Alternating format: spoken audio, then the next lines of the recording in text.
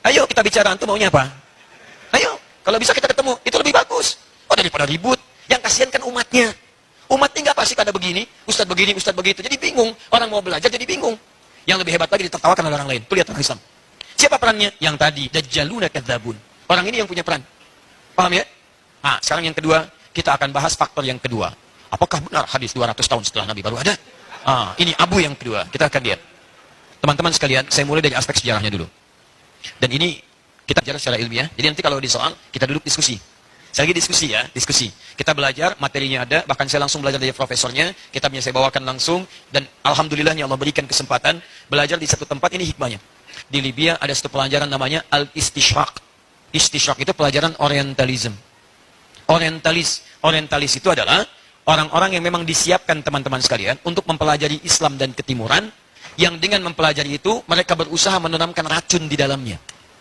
Baik, nanti kita lihat dari mana rumusannya. Jadi saya tunjukkan beberapa tokohnya yang hebatnya pelajaran ini. Kami belajar setahun, itu setiap disebutkan tokoh, kalau masih hidup akan diundang tokohnya. Dibelajar sekarang, itu pada masa itu. Belajar sekarang, disebutkan tokoh. Kalau tokohnya masih hidup, berapa pekan diundang. Supaya kita bisa ngelihat siapa orangnya. Nih, makhluknya seperti ini. Ini yang dia sampaikan. Dan nanti saya akan sampaikan pada Anda informasi yang sangat dahsyat. Kadang-kadang apa yang dituliskan tidak sama dengan apa yang diucapkan. Bisa kelihatan. 1492. Setelah kemudian umat Islam, terpecah belah. Karena urusan dunia. Kursi, kedudukan, materi dan sebagainya. Termasuk ini pun nanti hadir di masalah kita sekarang. Termasuk kalangan para ustadz. Awas, materi itu juga bahaya. Ya, kedudukan itu bahaya. Sanjungan itu bahaya. Saya baru pulang dari Lampung, ini bahaya nih. Ya, nyampaikan sesuatu yang membuat saya sangat geram. Ustadz, kami kemarin kedatangan. Ustadz kesini, bawa jamaah, bawa macam-macam. Begitu pulang, bukan cuma jamaahnya pulang, kotak infaknya dibawa juga. Antum ngapain sih?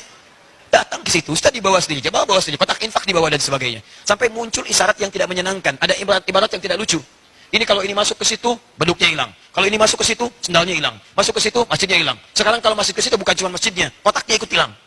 Ini kan tidak lucu teman-teman sekalian. Apa yang mau dicari? Nah, 1492 setelah keemasan Islam di Spanyol itu ada persoalan dengan materi-materi tadi, jadi melemah kemudian Ratu Isabella, keduanya kemudian melakukan kongsi bersama-sama bagaimana menghancurkan nilai-nilai kekuasaan Islam pada saat itu. Maka singkatnya dikalahkan orang-orang Islam, bukan Islam ya. Itu terjadilah banyak peristiwa. Ada inkuisisi. Ya, ada pilihan. Pindah konservasi kepada kepercayaan mereka atau eksekusi. Guru saya yang di Tripoli pernah menyampaikan, dan beliau ahli sejarah juga, dan pernah mengunjungi beberapa tempat di Spanyol, sampai mengatakan, menemukan orang Islam itu gampang. Salah satunya, lihat telinganya yang paling bersih. Kalau telinganya bersih, berarti orang Islam, gak bisa mengelak. Karena cuma orang Islam yang wudu. Maka cara mengeksekusinya, dipotong dulu telinganya.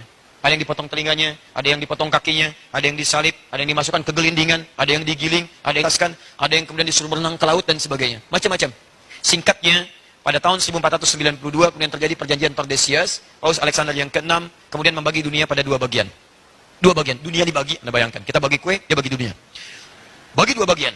Ada yang barat, ada yang timur. Barat diberikan pada Spanyol, timur diberikan pada Portugis. Maka diberikanlah misi dikenal dengan 3G namanya. Gold, Glory, and Gospel. 3G.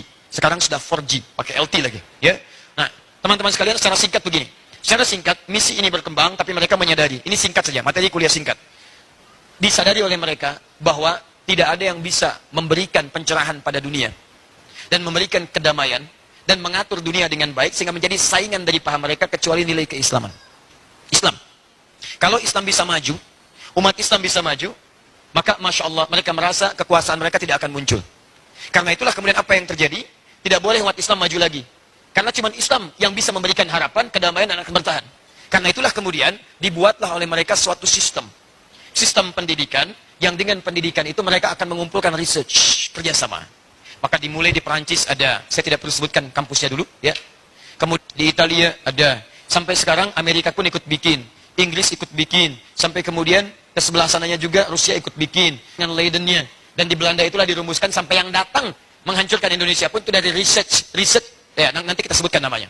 Teman-teman sekalian, apa yang terjadi? Mereka sudah belajar tentang keislaman, nah hazanah pemikiran Islam diambil oleh mereka. Jadi manuskrip diambil, dirampas semuanya, kemudian setelah itu dikembangkan oleh mereka, yang bernuansa keilmuan dibawa, tapi namanya disamarkan, bahkan dihilangkan. Di karya sipulan dihilangkan sipulannya, diadopsi, diplagiasi, diwujudkan dalam bentuk yang ada.